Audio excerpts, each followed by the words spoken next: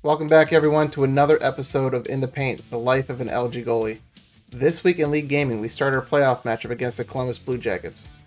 I had a lot of suggestions from last week from different viewers asking me to show different situations than what I showed last week. I'm going to break down as much as I can as it happens while in these League Gaming matchups. They're going to happen as I saw them throughout the series.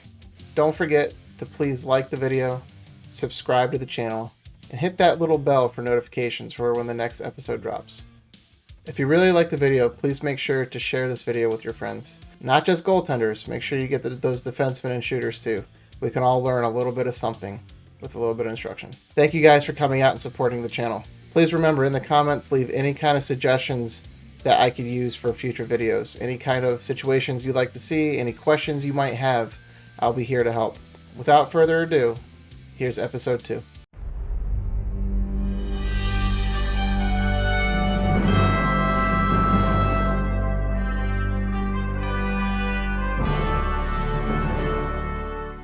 Welcome back, everyone, to episode 2.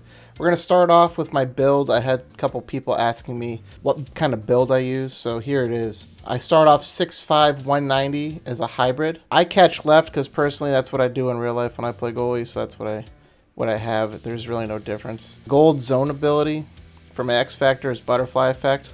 I like how it auto-triggers Butterfly a little bit more consistently. My Superstars abilities is the Sponge and Tip Jar. Some people don't think Tip Jar works. I think it does. I have a video clip showing you how I think it triggers later in this video. My boosts are Scrambled Rebound and Quick 5-Hole. I feel like 5-Hole is always needing the most help. For my attributes for Glove Low, I'm at 88, Stick Low 89, 5-Hole's 85. My hands are at 90 for Glove High, 90 for Stick High, 84 for passing. I don't pass very much, so you take them out of there. Quickness, 87 is what I have. Agility is a 91. My poke check's an 89. For positioning, rebound control is important. It's an 89. My vision's a 91. That's the most important that I think out of this group. Breakaway is 87. This is mostly a sixes build, so hopefully you don't see too many of those. And recovery is a 91. Now, I will put a disclaimer out. I am mostly a sixes goalie. I wouldn't use this in a threes situation. We start off with Game 1 in the best of 7 against the Columbus Blue Jackets. It came off to a crazy start with a lot of penalties. Already on the penalty kill, right off the face-off. It's a nice little one-timer play by Columbus that I was able to read pretty easy. Here's how. As you see in the still photo, the puck carrier is not in a great shooting position. His back is turned towards the goalie. His only real option is to pass it to the guy at the point or the guy over on the left side. Or he could have turned his body around for a better scoring chance. As you can see in the slow motion, my defenseman was committed to the pass, so if the shooter just turned around, he would have had a better chance of scoring. On the same penalty kill, Columbus has another great one-timer opportunity. Time the shot comes from the point. Here's how we broke it down.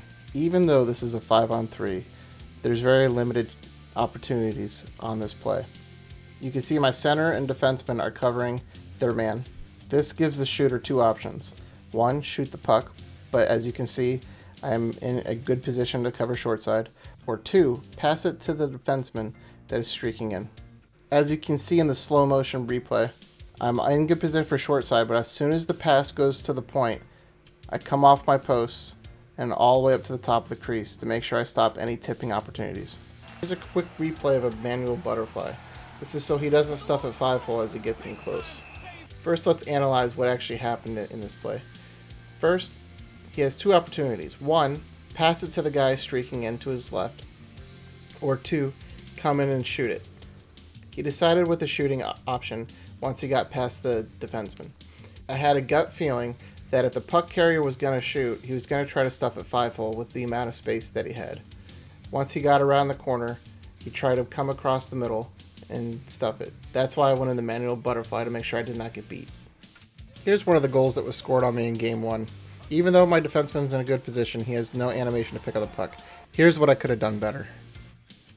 As you see in the photo, I have a lot of space on my left side in the open net. I try to correct that by pushing over on my left stick. Unfortunately, I'm caught too deep in my net, and when he shoots, I'm still moving, which makes me animate even further out of the way. And as you can see in this replay, the shooter has a great shot selection. In this replay, you'll see why I think the tipping trait works. First, we're going to talk about positioning for a tip.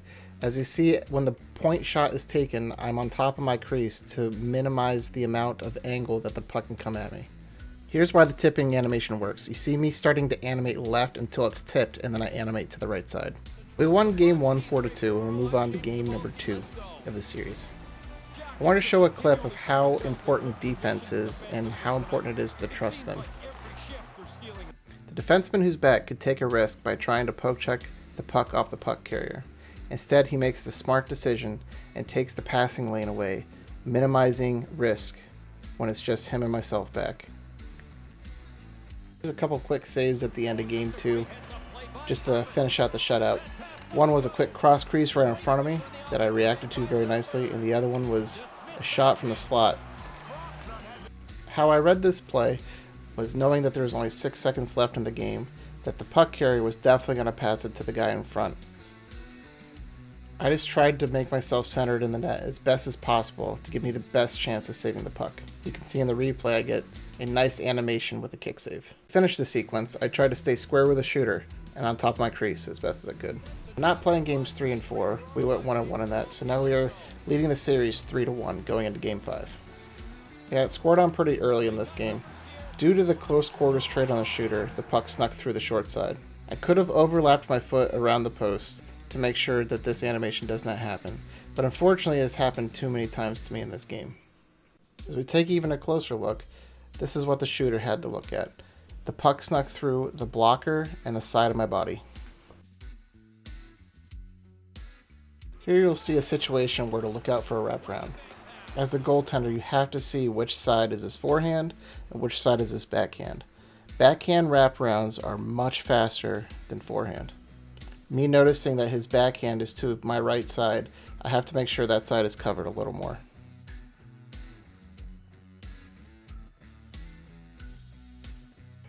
Here's a goal by Columbus where I could have made a better decision off the faceoff. Because my left wing was going out to the point man that was open, there was some space for the pass to go across for the one-timer. That's what I started to read. Unfortunately for me, the puck carrier did a nice toe drag move and shot it and sniped me in the top short side corner. Here's another great example of why you should trust your defense and stay committed to the short side. The still photo shows there's only one real option that this player had that was a real threat, which was the player that's kind of off screen over on the right side. Other than that, his only other option was to shoot it. But with me being in good position, that wasn't really the best scoring chance for him. This is only possible because everyone else in front of me is covered, except for the pointman.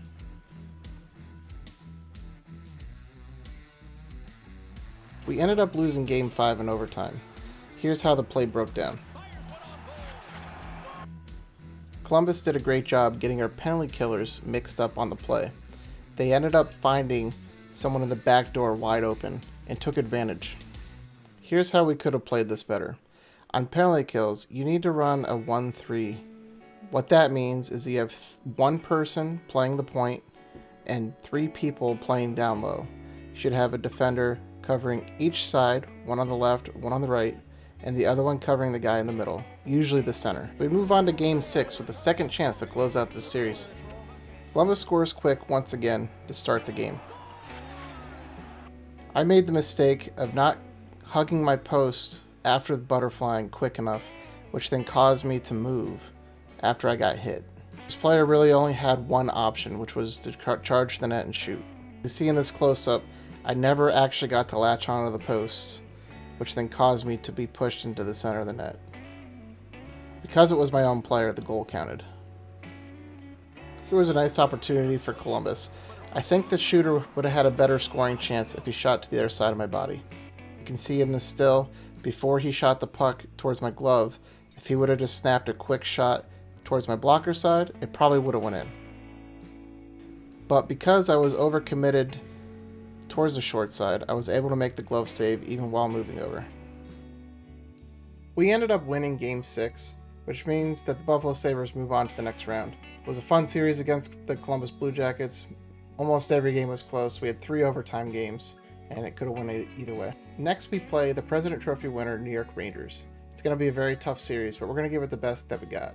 With us moving to the next round, that means we have another week of these videos, so hopefully you enjoyed this one, and I thank you for tuning in.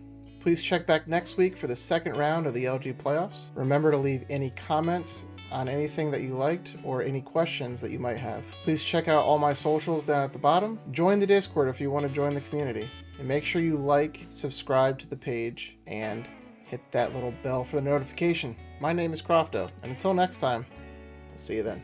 Peace.